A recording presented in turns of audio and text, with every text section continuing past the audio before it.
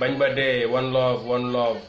jaajëf Mary Mori nice one brother and well done jaajëf Mama Ndey Diouf delloo ziar bu wér di ñaan ñu partager vidéo bi mu yaatu parce que Assane Diouf Inch'Allah jaajëf Mamadou Thiongaan merci beaucoup Chérif Rif one love les frères patriotiques waaw yéen ay patriote ngeen daal ñu ngi leen di jaajëfal yéen ñëpp donc Assane Diouf le 25 lañ ko jàppoon le 25 novembre 2017 laay Samba Boy ànd ak ku ñuy wax Mamor Mbaye agressé ko këram def li ñuy wax violation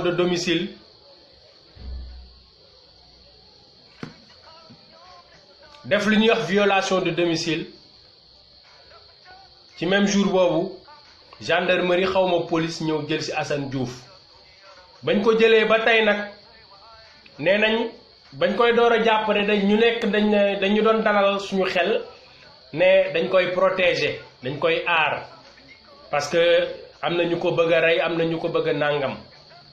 ndeke dañ doon fen waxuñ dëgg dañ doon fen ndax tey jii nii 1 an 365 jours maanaam ginnaaw suba Assane Diouf dina ko am ci biir kaso bi ngeen foog ni loolu dëgg la doomu jàmbur boo xamante ni son seul tort mooy toog di wokk góom bi métti fi muy méttee foofu la Assane doon laal loolu rek mooy tooru Assane Diouf xam nga man su ma déggee nit ñi naan waaw saaga yi nii saaga yi nële saaga yi nii dama naan mais Sénégal franchement yàlla nañu yàlla musal ci naafiq naka la nit di toogee Assane Diouf moo daan toog di def live 3 heures de temps yooyu mën naa ne 2 heures 30 minutes yëpp Assane ay vérité lay wax 30 minutes yi mën naa ne ay saaga la ñu ne non saaga yi donc saaga yi lañu gën a jàpp que vérité yi Assane Diouf doon wax Assane Diouf man moo tax ma xam kuy Abdoulaye Sylla doomu xaram boobu noonu Abdoulaye Sylla bu ma ko xamee c'est grâce à Assane Diouf Abdoulaye Sylla mooy ki porté plainte Pape Alé Niang pour diffamation dañ ko relaxé yàggul dara Pape Alé Niang procès boobu noonu Abdoulaye Sylla mooy prête-nom wu famille Faye Sall yooyu dossier buñ ko xamee c'est grâce à Assane Diouf suñu xamee ni Moustapha Niass dafa am ay machine ATM ci biir këram c'est grâce à Assane Diouf mais liñ ci jàpp mooy ay dëjjëw ay dinaa xorom loolu ngeen ci gën a jàpp yéen a bon Assane Diouf nag le 25 bii incha allah mouvement dafa jot ak assaniste yépp dinañ daje géejawaay incha allah amal fa benn conférence de presse waaw nekkul loo xam ne dañ ko préparé mais lu ñu improviser la ndax itam jaaduwul ba heure bii nii Assane Diouf nekk xam nga ku nekk rek ak ki lay waxal wax dëgg yàlla xalifiste yi ñu ngi communiquer ni ñu war a communiquer karimiste yi ñu ngi communiquer ni ñu war a communiquer mais ñun étant patriote mais nous sommes aussi des assanistes on doit communiquer aussi waaw maa ngi ziar Ibou Touré di ziar madame Mayga Oumar Sall Ndeye Aza waaw yéen ñëpp maa ngi leen di bëggee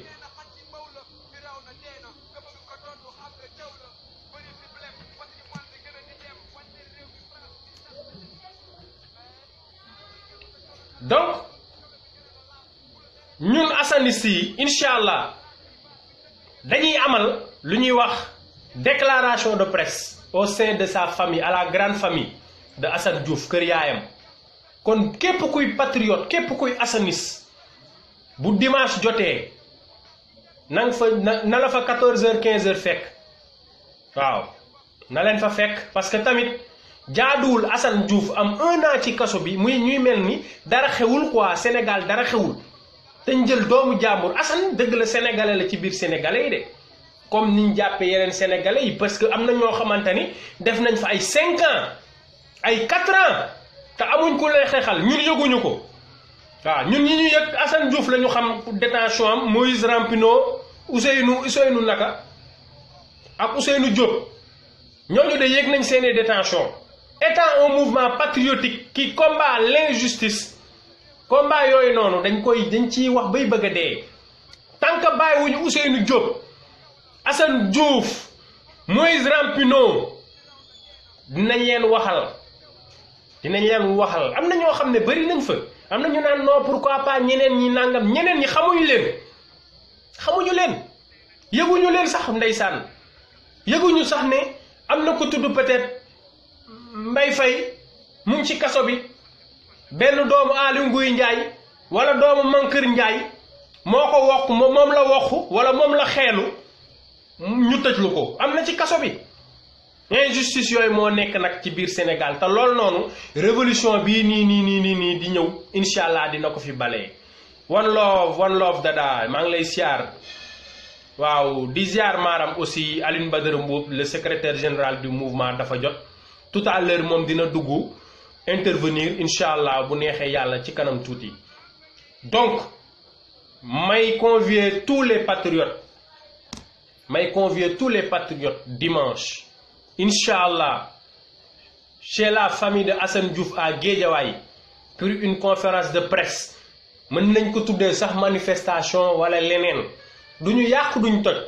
mais suñu làmmiñ ñoo ko moom liberté d'expression dafa am Sénégal du loolu lañ wax Macky Sall barke démb bi mu demee France du nee na buñ neexee marche leen ne def dara du leen fekk nañ xam en tout cas il est temps qu'on laisse Assane Diouf partir il est temps qu'on le libère dañuy waxante dëgg lii ku mel ni Mame Abdou Aziz Sy Dabakh bu fi nekkoon lu Assane saaga dina ko yay de mais dina ci wax waaw dossier yii dina ci wax mais Macky Sall mooy kan bay jàpp ku mu neex tëj Macky Sall moo tëj Assane Diouf Macky Sall moo tëj lu Assane Diouf ak Marème Faye Sall lépp lu dal Assane Diouf rek yéen la du Aly Ngouille Ndiaye du keneen Macky Sall ay marionnette la yor ay marionnette rek parce que moom marionnette la woon moom Macky Sall c'est pourquoi il est en train de prendre sa revanche parce que boo nekkee ndaw Macky Sall da koy xool photo bi mu nekkee xale am ay 12 ans wala 14 ans nga xool ko kanam bi mel ni yomb xam ngeen yomb yooyu ñuy def ci cere noonu lewet wala lewet ñàkk fayda ba nga xamante ni moroomam yépp dañ ko doon dominer ku mel noonu moo waral tey bu jëlee nguur bëgg a noot ñépp ne day fayu lañ ko daan dominer démb ñun dañ daan biñ nekkee xale dañ daan raak léeg-léeg ñu duma la léeg-léeg nga duma mais Macky Sall boo xoolee sax xam ni kii soo musaan xàcc kurfañ mu jooy waaw bënn bët yi jooy wala mu tubéy ji waaw looloo waral tey jii nii nag Macky Sall du baale te doo ko tooñ sax mu bëgg la jaay doole mais Macky Sall naa la xamal benn affaire ñun faalewuñ koo faale yow faalewuñ Marème Faye Sall mi nga faale loolu na leer bàyyil Assane Diouf lañ la wax libérer Assane Diouf point merci beaucoup Ems Dia dañ ko ci bàyyi honnêtement quoi man damay sukkandiku di am yaakaar que ni li Serigne Moustapha wax ci vidéo bi ma leen tegaloon bële passé li nga xam ne Serigne Moustapha Sy waxoon na ko que ni sénégalais yi seen tekkaaral bii du neen man jàpp naa ni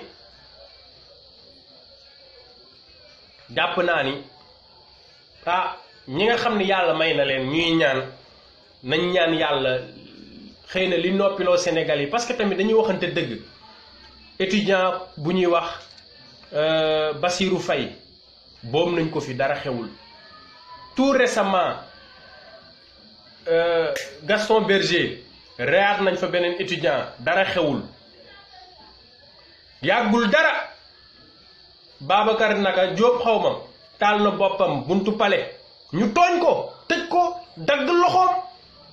ne duñ ko fay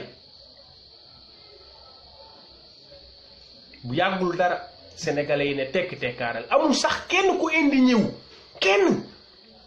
du RADDHO du Amnesty International xam nga man institution yooyu noonu wax dëgg yàlla ñu ngi def liggéey de mais man seen liggéey aussi dafa xaw politique ba mëpp quoi parce que tamit dañuy waxante dëgg réew mu mel nii doo dégg RADDHO Amnesty International Amnesty ñun waa dafa jot dem nañ fa yóbbu fa mémorandum pour Assane Diouf ba tey defuñu déclaration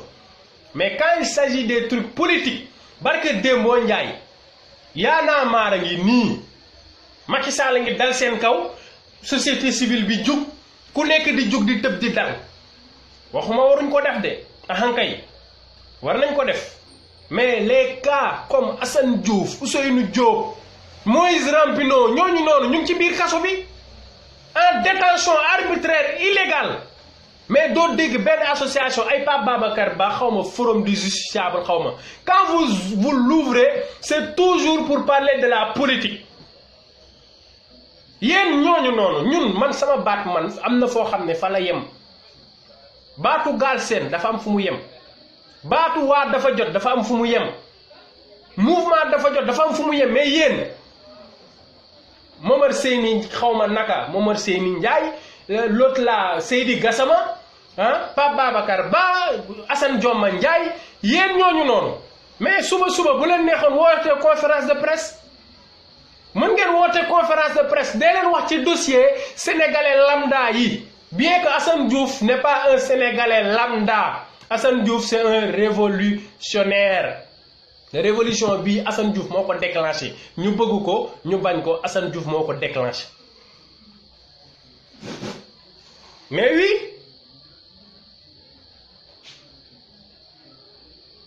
ay gars yoo xamante ne balaa ngeen di wax rek góor jigéen ñi sax da ngeen leen di waxal te du ngeen waxal gars yi dañu waxante dëgg wax leen ci gars yi ñu libéré Assane Diouf nañ wax leen ci ah fii ngeen fi def collaboration dem wax ci dossier Khalifa Sall ni ngeen ko defee noonu mais war ngeen ko mën a def pour Assane Diouf pourquoi pas mais balaa maa dee Assane Diouf non dossier parce que sëriñ bi ban sëriñ waaye bul tax ma ñaanal ndey ñi waay ban waay Assane wax dëgg waay buñ tax ma xorom waay nañ ko bàyyi li ñu leen waxoon rek waaw ultimatum bi ñu leen joxoon dañu ñu ci waaw te yàggatul dara dinañ ñu dégg dimanche daal ñu ngi jox gaa yëpp rendez-vous ñu leen jox rendez-vous Géejawaay waaw kër Assane Diouf na ñëpp teew waaw Assane si laay wax nag waxuma naafiq yi nga xam ne ñoom politique moo leen tax a jóg wala leneen foofu kenn politique gu fa waaw képp koo xam ne vision xaw ma nu ko gars yi di waxee visibilité ngay wër xaw ma leneen ak leneen laajuñ kenn dërëm waaw juufi bëgg naa la di la ziar lu bëree bëri maa ngi lay ziar lu bëree bëri sister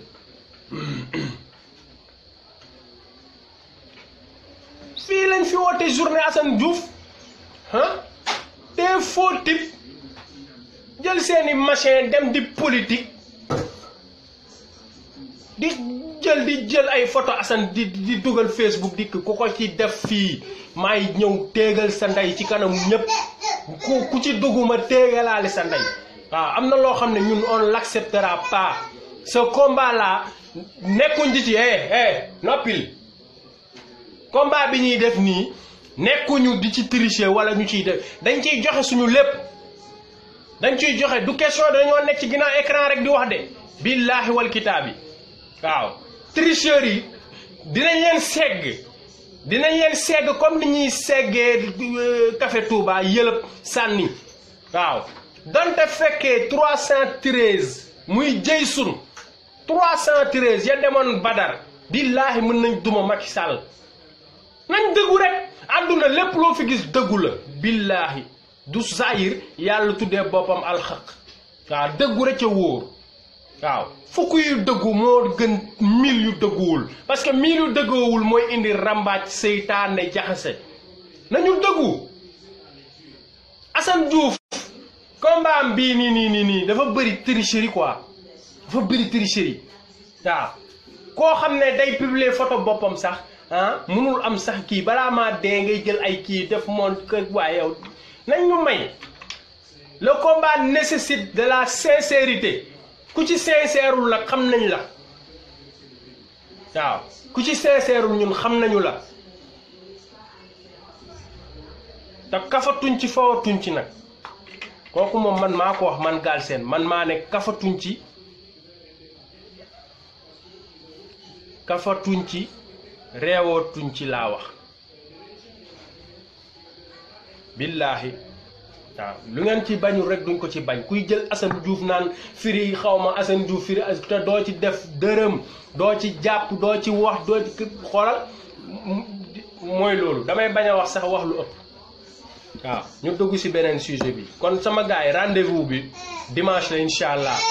les 1 an de Assane Diouf waaw foofu lañ koy naqarloo du anniversaire dañ koy naqarlu waaw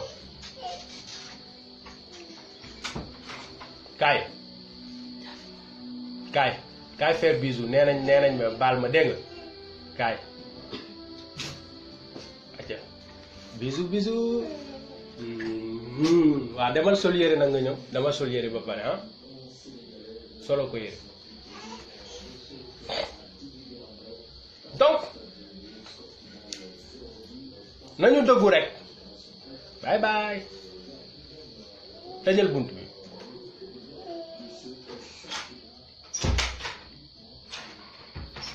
maa ngi jéggulu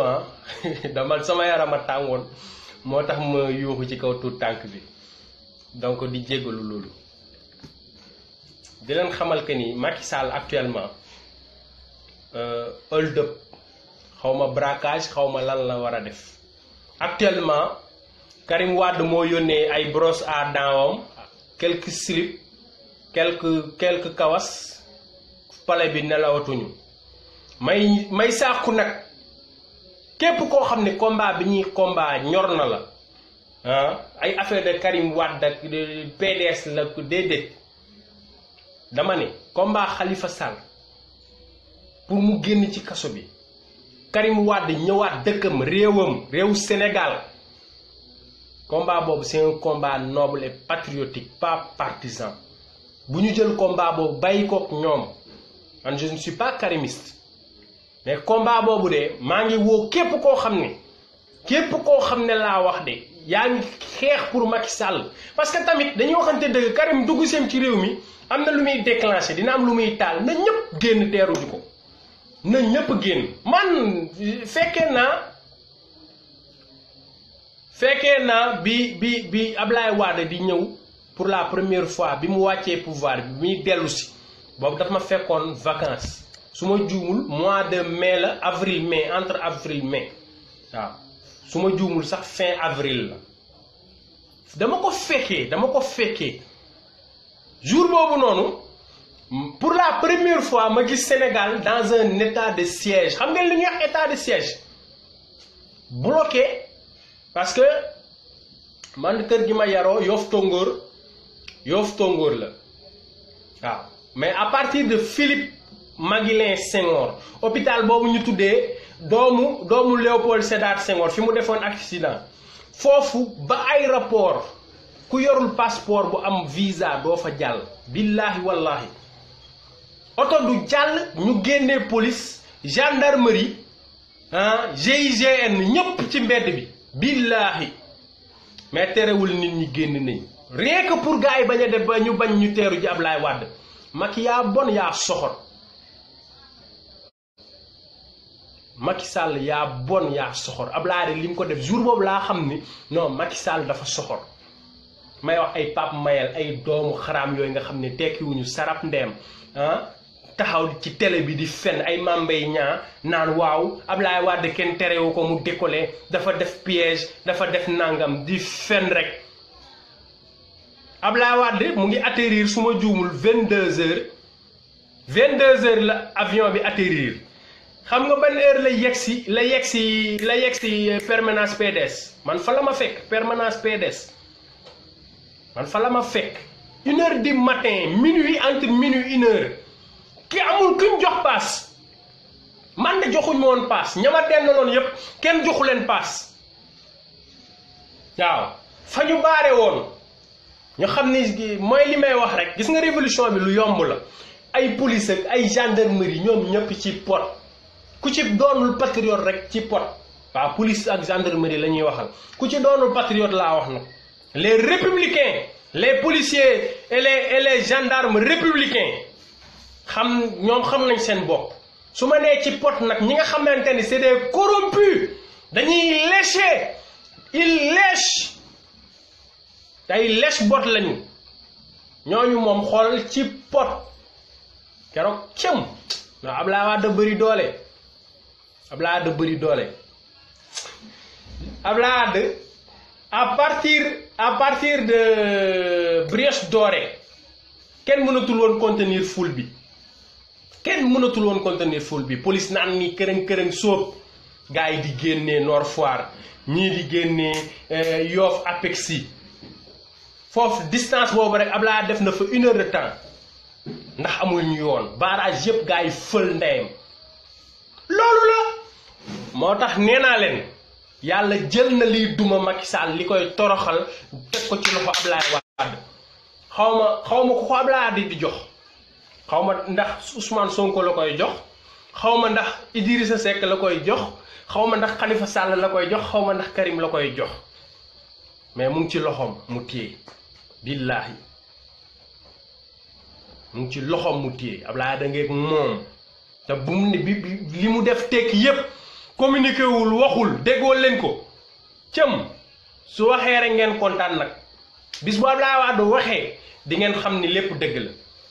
ma bëgg rek gars yi xam ni bu leen tiit bu leen ragal ay lacrymogène ay lâches c'est des lâches des policiers lâches des gendarmes lâches qui tirent sur la foule ci ordre Macky Sall ñoom rek a koy def ñoom ñoo gën a tey ni ñi ñuy dóor lacrymogène seeni ndey ak seeni baay mën nañ cee bokk ñoo ko gën a tey y a des ordres illégitimes Macky Sall buñ ko génneelee ay audioom sax taxaw na fii wax loolu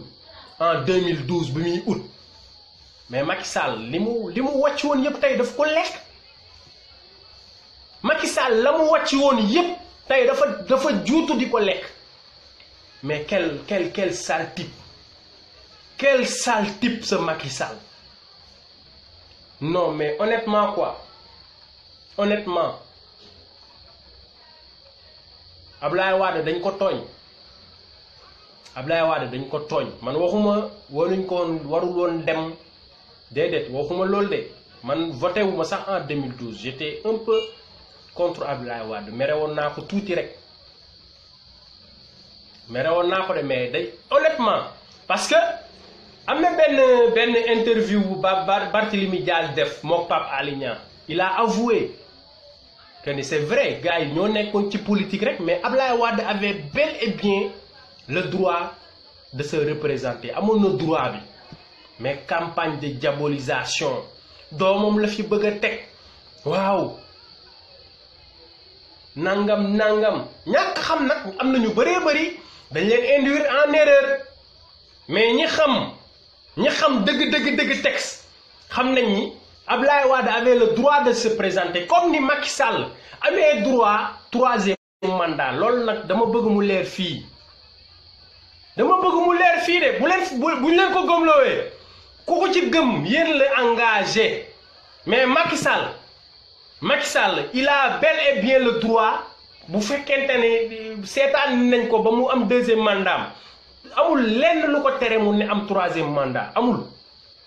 ci constitution laay wax nag ak droit buñ fi nekkee di basé wu naan yaa ko fi waxoo nag bu taxee ne waxee itam il a raison parce que constitution buñ ko xasee ba changé la weesu na lu bees la ñuy tegaat na Sénégalais yi yeewu d'où l'importance de le dégager immédiatement dafa jot qu'il dégage parce que Macky Sall wax naa leen ko de 2e mandat bii bu ko amee buñ dem ba fële naan amul droit présenté wu billahi wallahi taalaahi Macky Sall bu amee 2e mandat constitutionnellement ci wàllu yoon dara terewu ko mu am 3e mandat te loolu noonu moo ñu daloon nag Ablaye Wade ñi xamul droit ñi jàngul droit du ñu gëstu man jànguma droit mais j'écoute des professeurs de droit di seetaan ay droit ay débat yoo xam ne dañuy invité ay professeurs le meilleur ay Serigne Diop les meilleurs parmi les meilleurs Serigne Diop Doudou Ndoye professeur Zouanke professeur Jean-Marie Zouanke bu yàggul dara rek li ma wax ni confirmé woon na ko nee na vu la constitution actuelle rien absolument rien n'empêche Macky Sall de faire un 3e mandat il a le droit de briguer un 3e mandat kon tey jii nii débat boobu biñ ko soulever Macky dafa jannaxe ne non la loi nangam Macky Sall ngeen di gëm Macky Sall ngeen di gëm la ilaha illallah loolu jarul si Macky Sall tey jii nii lan ngeen mës a dégg Macky Sall doon wax ko démb tey mu doon dëgg tey nañ ko wax rek bi ci gënoon yomb te ñu bëri ne ko lii mënul nekk Macky Sall bi ci gënoon yomb laax de loo xam ne bu Macky Sall góorgóorlu woon tuuti def ko ci lim ñu digoon muy autosuffisance en riz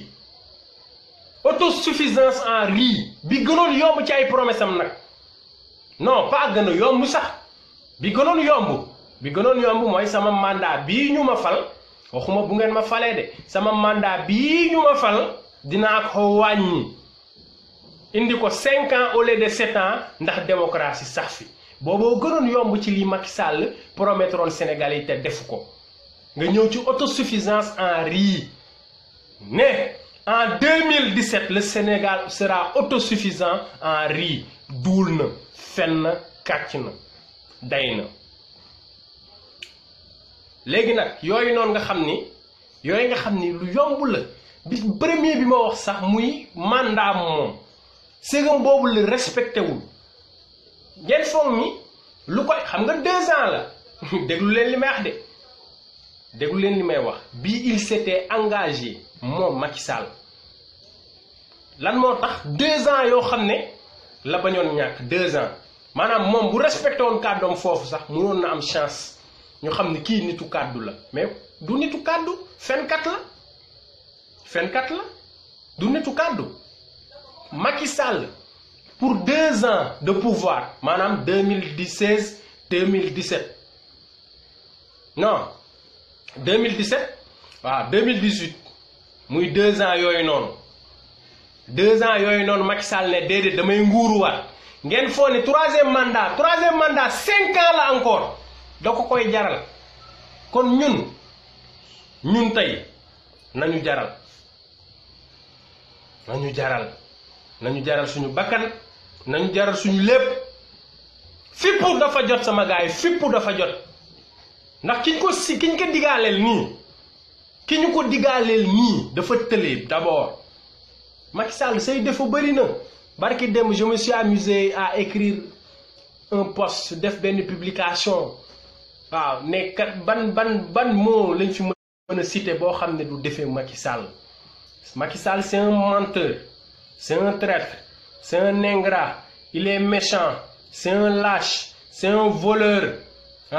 dimbali leen ma ci du jeex di nga banque say baaraam bay bëgg a dee défaut boo wax ci àddina man de assassinat un meurtrier daal xam naa ne mënuma koo seedeel ndax wax dëgg yàlla su ma waxee sama aqulaay temps la kese damay xam ne man kat wax dëgg yàlla musuma gis fu Macky Sall rey nit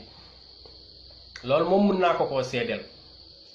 musuma koo dégg itam moo commandité nañu rey déggaguma ko de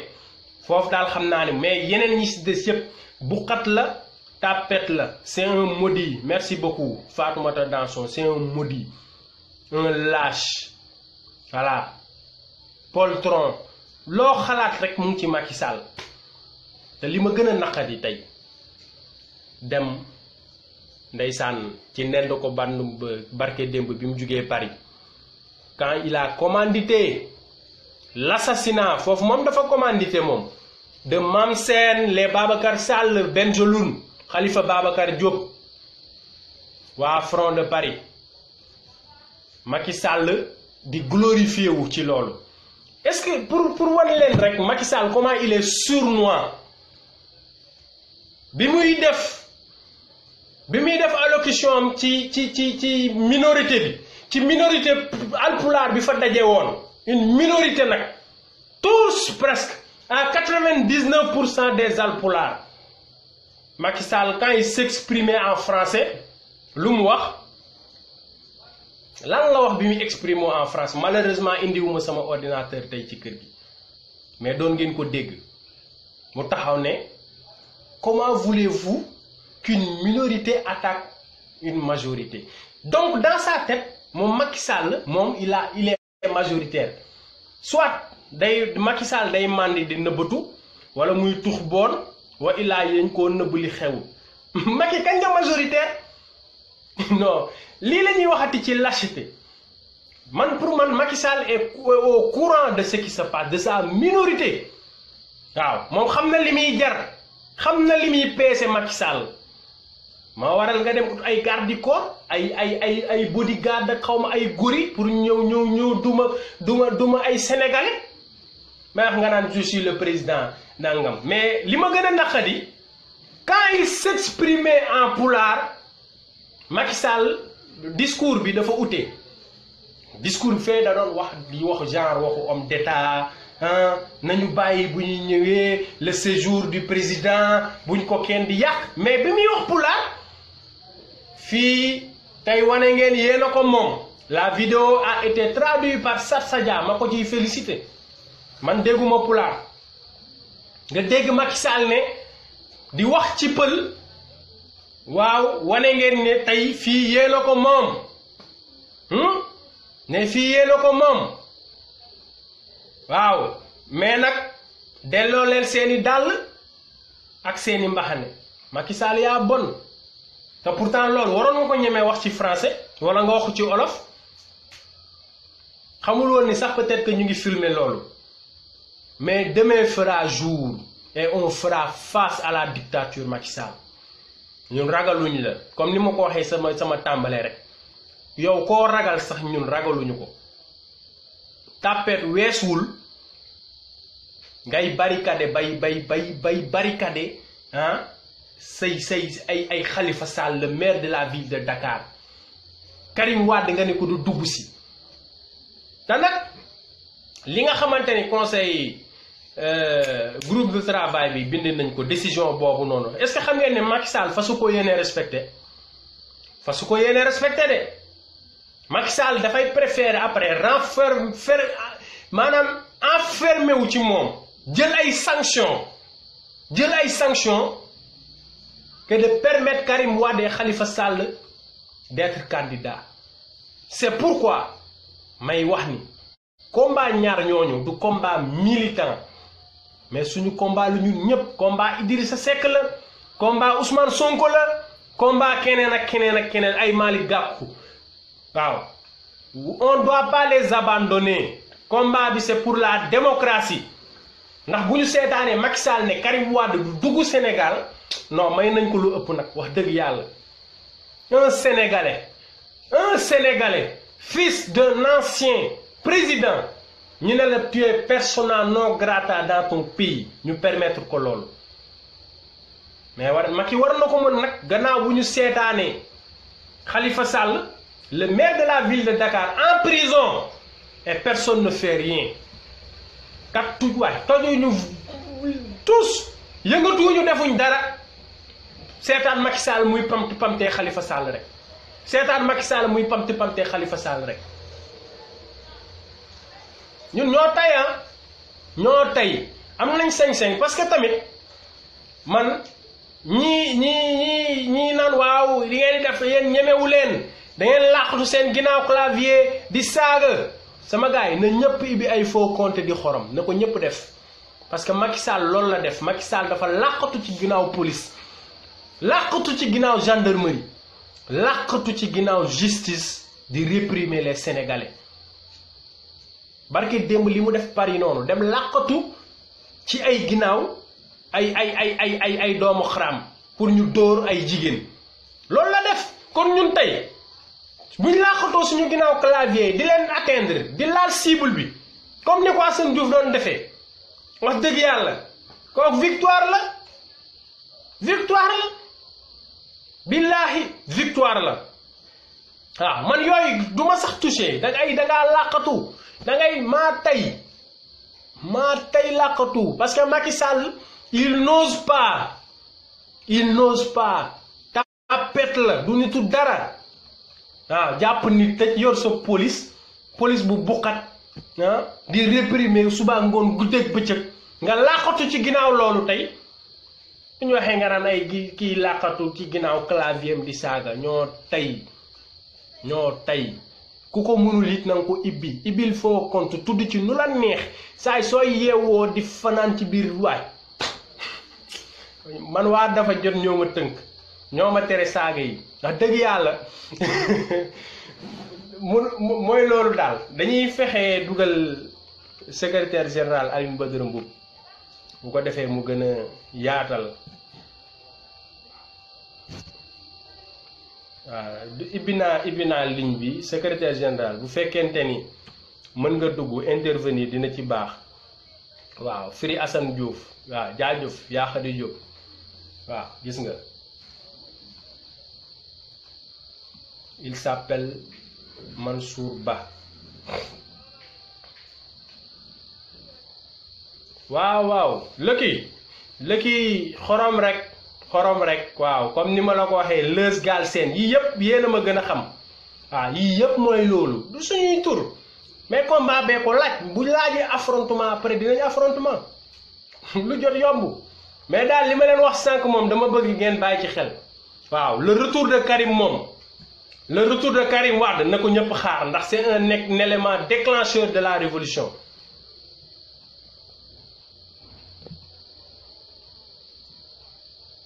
Alioune Badara du génnal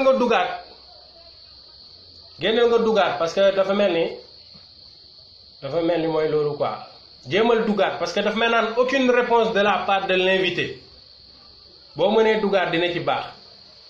waaw nañu bàyyi xel loolu bu baax a baax ndax Karim ñibbisiwaat ak kenn du ko jàpp population bi def bouclier humain mooy mën a permettre suba Khalifa Sall génne ci kaso bi Assane Diouf génn révolution bi taax waaw ñu jàkkaarloog Macky Sall imposé ko waaw ay du bokk ak na bokk ñu toroxal ko man moo ma gënal sama première option na bokk ñu duma ko comme li xew Madagascar le président sortant 6% la am 6% président sortant Madagascar ci élection yi jaar yoon nag waaw 6% le président sortant Madagascar am demul sax deuxième tour Macky Sall loolu lañ koy imposer mu teg élection yi ci yoon ñu duma ko bu ñu paree lijjanti ay kontam suñu pétrole suñu gaz bi muy brader ñooñam ñi jël suñu xaalis di sàcc milliards yi ñu détourné lépp ñu saytu ko boo aajoo peine de mort ñu dekkal ko man je suis pour ñu dekkal peine de mort pour les grands voleurs ñuy détourner ay milliards waaw parce que c'est des assassins waaw c'est des assassins comme ni ma leen ko démontré la fois passée quiconque détourne de l'argent public ak nu mu mën a toll assassin nga ba tey Alioune Badara kii bi jàllul ba tey génnal bu baax nga duggaat ba xam je sais pas on dirait que problème de connexion la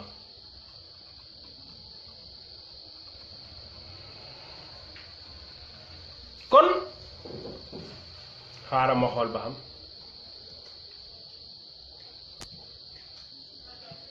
voilà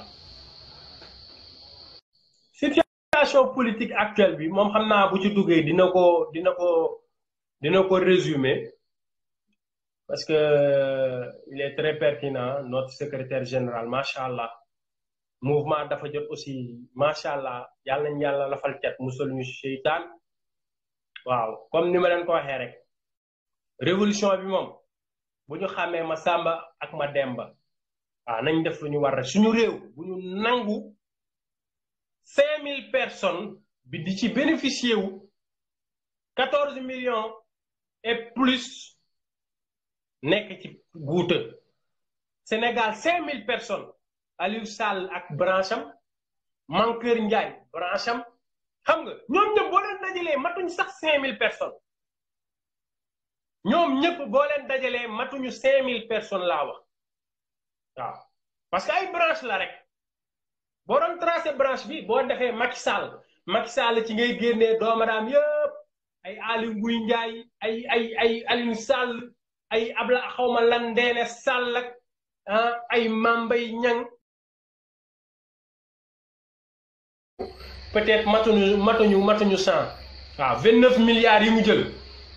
ñi mu ciy bénéficié wu matuñu 100 Aly Ngouille Ndiaye moom avant muy nekk ministre la tàmbalee sàcc moom sàcc bu mag la njub lang mooy Aly Ngouille Ndiaye du nitu dara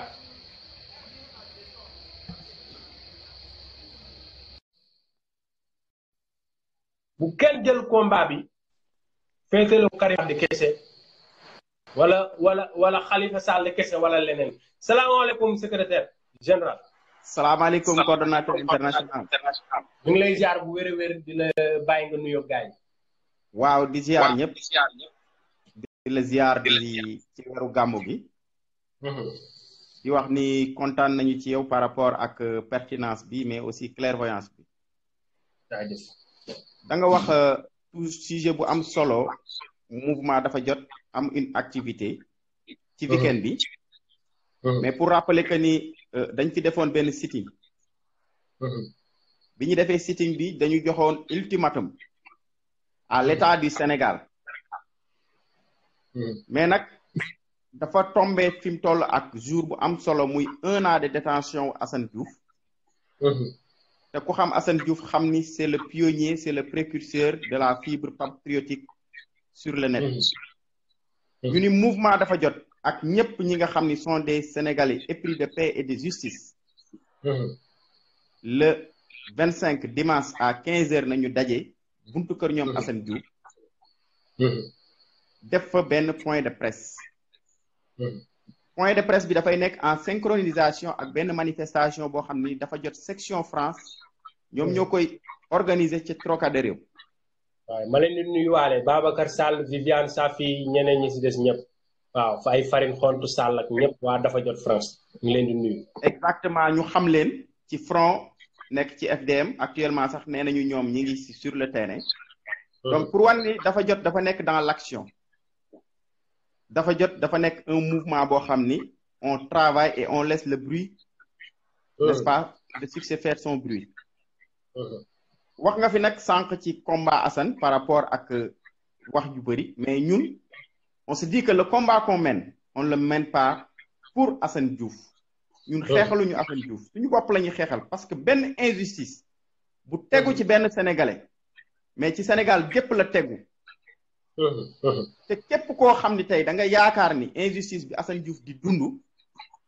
yow qui est épargné boobu yaa ngi nax sa bopp parce que actuellement bu ñu xoolee les détentions arbitraires. tudd nga fi sànq Ousseynou Diop. koo xam ni dafa bind rek benn post ci Charlie Hebdo bi nga xam ni Macky Sall moo fa demoon marché ci. français yi instruire l'armée sénégalaise ñu jàpp ko këram depuis 4 ans il est sans jugement. ñu gis également Moïse Rampino. il est allé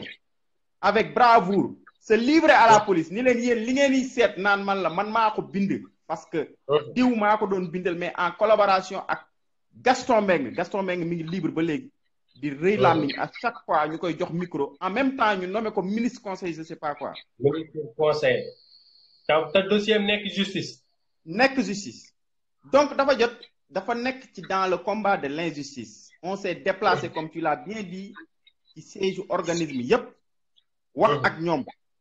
et le cas Assane Diouf moi je pense que tey fu ñuy wax ay dossiers Y'en a marre on est tous solidaires mais tey cas bi moo gën a am solo parce qu'il s'agit de la liberté d'un individu qui est séquestré depuis 1 an torturé en prison. wax dëgg yàlla. donc waruñu toog di naan war nañu wax ci dossier bi wa dafa sensible waruñu war ci wax ci dossier bi.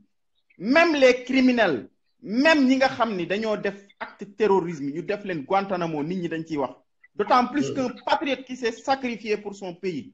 qui a tout laissé pour son pays qui a été déporté ici au Sénégal qui a été agressé c'est lui qui a été séquestré et qui a été brutalisé ba ñu damm tànkam ci prison avec ñeneen ñi nga xam ne yëpp mënuñu ko wax fii donc on dira à tous les Sénégalais ñi nga xam ne ñu ngi ñuy suivre ak ñu ñuy suivre que c'est le moment ñu rendre hommage à Assane Diouf teew ci jour boobu buñ ca jógee nag on va y aller avec d'autres combats pour dire que 3 mois yi ñëw dafa décisif sur le Sénégal 2 mois la rek ndax politiciens ñoom buñ tàmbalee seen campagne électorale moom voilà yaa ma gën a xam dafa décisif parce que dans 2 semaines peut-être le dépôt des candidatures dans 2 semaines ñu ciy wax au moment où ñi ngi téye Khalifa Sall ci prison di bëgg ko empêcher à ce que mu bokk ci élection te mënuñu ko di bëgg a empêcher Karim Wade et je rappelle que Nations Unies Sénégal dafa ratifier ay convention bépp sénégalais boo xam ne da nga nekk à l'extérieur am nga droit dellu si sa dëkk mais pourquoi tey sénégalais yi cette lâcheté là ñuy jéem a wax ci affaire Karim Wade c'est pas Karim Wade du PDS c'est Karim Wade le sénégalais bi nga xam ni papaam dafa rendre à ce pays lépp loo xam ni mooy noblesse lépp loo xam ni mooy dignité lépp loo xam ni mooy patriotisme kooku tey moom la ñu écarté de sa famille yóbbu ko Qatar depuis accepté wuñu tey mu ñëw Sénégal di convoqué ay ambassadeur Qatar di ko wax naan ko yéenay servir de base arrière à l'opposition sénégalaise je pense bien que les Sénégalais doivent savoir avec qui on a affaire. Tu as parlé du mandat de Macky Sall mon frère pour dire que man loolu du ma bett tey bu Sénégalais xoolee ba Macky Sall am 2e mandat parce que 3e mandat bi le phénomène Abdoulaye Wade en justice dafa am lu ñuy wax jurisprudence c'est l'ensemble des choses déjà jugées Abdoulaye Wade conseil constitutionnel mayoon na ko mu def 3e mandat parce que dañ ñu woon mandat bu njëkk ba bokkul woon ci la ñuy réduire mais c'est le même cas ci Macky Sall amul différence bii sax a gën a explicite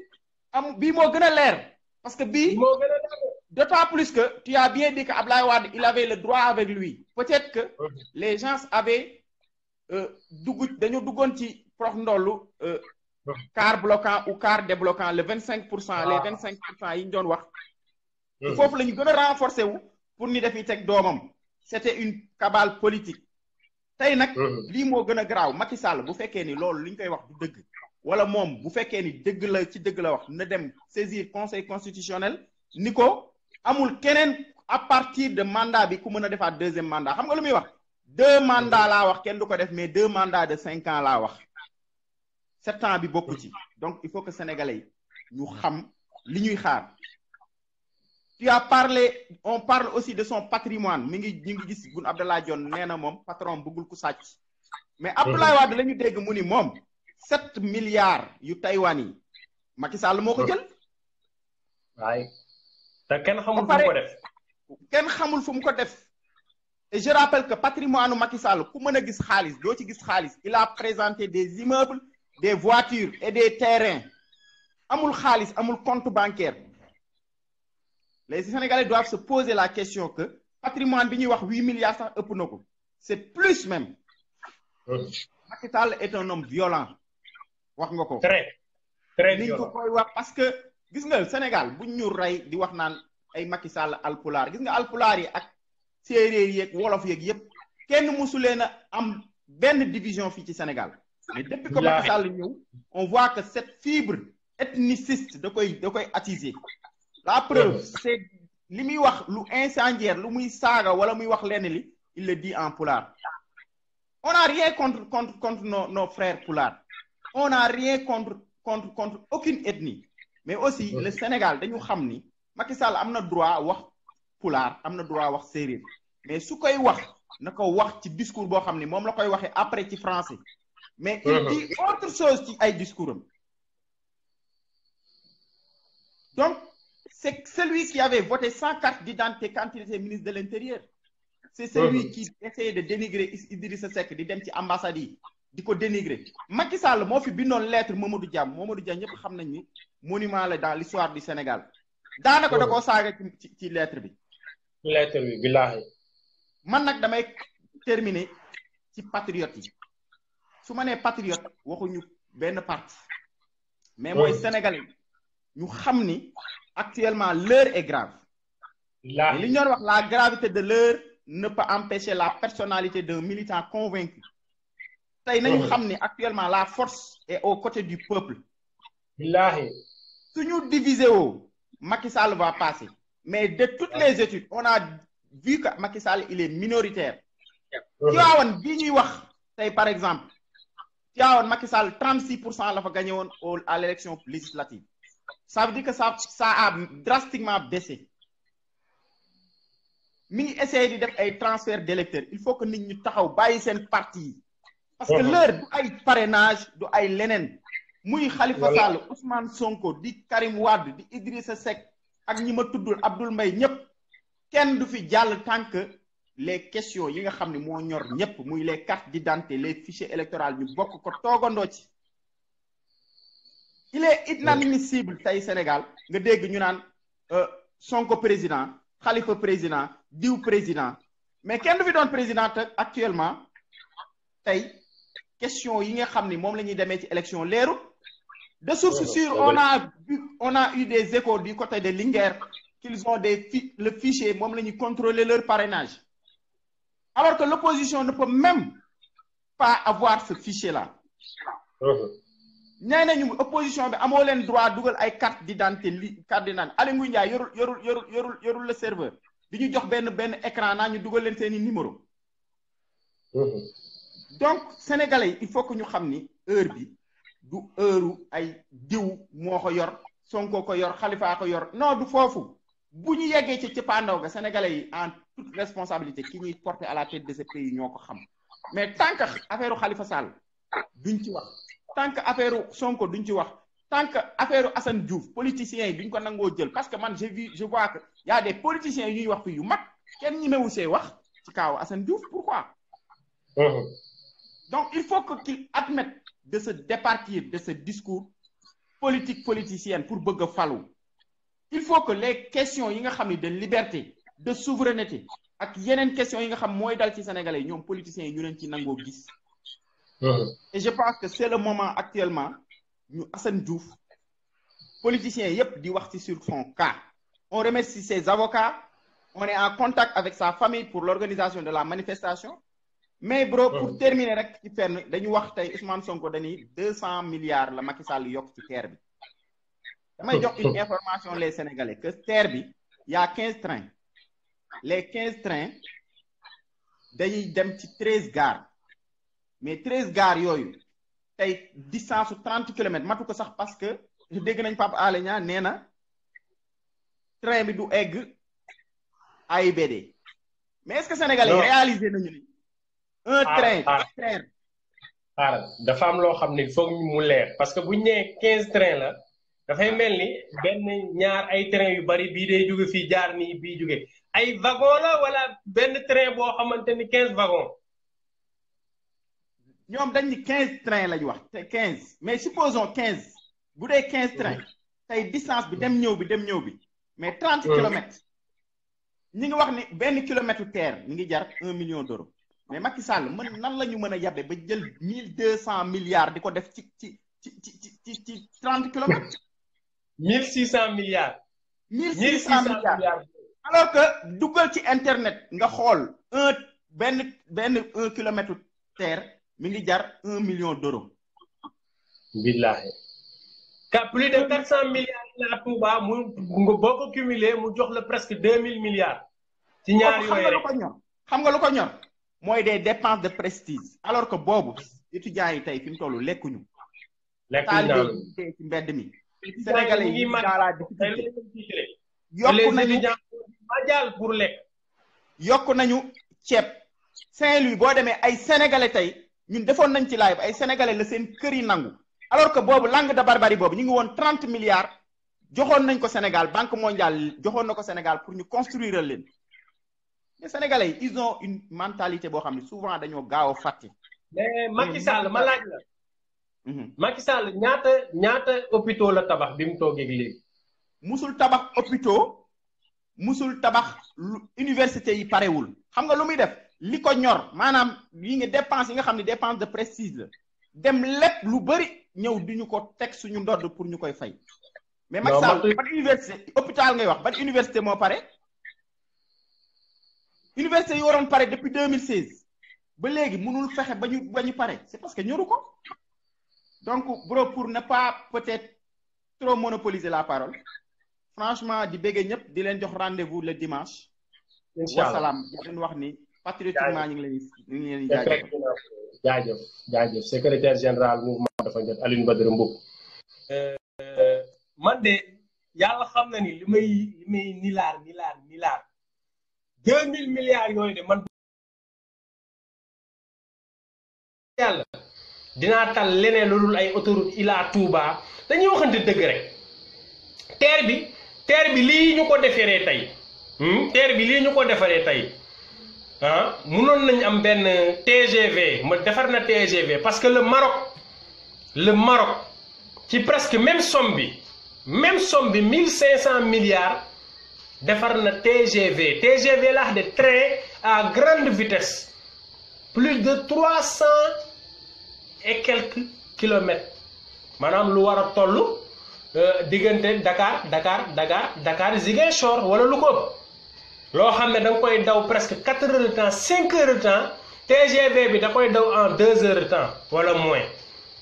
wax dëgg yàlla loolu moo ëppoon njëriñ ay autoroute ila Touba parce que man calmant boobu noonu wax dëgg yàlla boo jàppee ni Macky Sall boobu vaccin jam nga ko murit yi man murit laa de mais je m'en bats les couilles autoroute ila Touba boobu noonu du nécessité du priorité te ce n'est pas rentable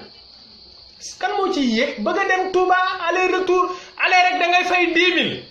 bu dee da nga véhiculer man tey jii ma ñëwoon Sénégal jël sama oto ne damay dem Touba pour dem fii ba Touba 10 000 ngay fay autoroute boobu noonu 10 000 soyons sérieux nga bëgg a def essence ñaata boo bëggee def aller retour maanaam autoroute bi kese di nga ci fay 20 000 francs dañuy waxante dëgg bu doon TGV boo xam ne dafay jóge Dakar laa wax de même bu fekkee Diamniadio lañ koy duggee xaw fu ma mais Dakar lay jóge Touba TGV Dakar Touba dem Ziguinchor maanaam gis nga axe boobu noonu loolu mooy développer commerce intérieur da ngay gis nit ñi di jëli bagage Ziguinchor di ko indi Touba parce que Touba mooy nekk nuñ koy xatee mooy relier Ziguinchor ak Dakar centre commercial lay doon Touba bu boobaa presque 3 millions d'habitants bientôt li fa nekk ay habitants Dakar tuuti la koy ëppalee deuxième ville du Sénégal imaginez nga am TGV boo xam ne tey nit ki am na possibilité duggee ko Dakar dem Touba wàccee fa bagage keneen yéeg jël bagage yóbbu Ziguinchor buy dëppaat Ziguinchor jëlaat bagage yóbbu Touba te day jaar Kaolack mais terre boo xamante ni terre bi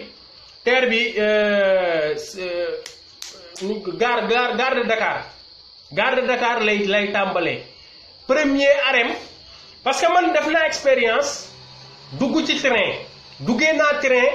gaaru Dakar pour dem Touba màggal dama leen expliquer rek ñu ngi départ à 10 heures ci suba màggal googu 10 heures 11 heures xam ngeen ban heure mo la ñuy génn Rufisque presque 14 heures ñu ngi génn Rufisque 14 heures vous vous rendez compte xam nga lu ko waral train bi daal dafa tax ba xër ñett yegg Colobane ba xër ñett yegg na Colobane train bee ngi Colobane taxaw nit ñi yéeg ñuy duy ñu taalaat Colobane ñu ne Caaroy ngoog déggal ma naan ca Yaraax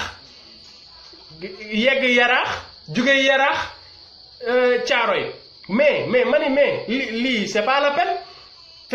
terre bi nag loolu la nar a def danaa xërit taxaw Macky Sall il n'est pas intelligent